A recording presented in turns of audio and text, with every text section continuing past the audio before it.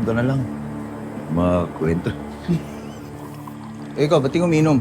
Ako! Hindi minom yan. Hindi yan. Ito mo ininom juice, oh. Hindi mapipilit yan. Kaya nga, paborito ni Lola Grasa ngayon yan, eh.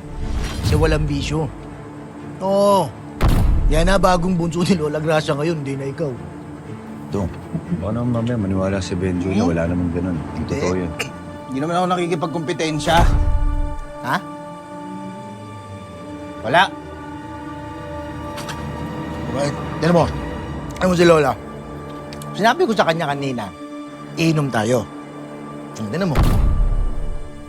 Nagpabaho ng pagkain, pangalan pa. Para dito. Kasi ayaw daw niyang malilipasan ng gutom yung bagong paborito niya nga po. Tama na. Totoo naman eh. Ano mo nun?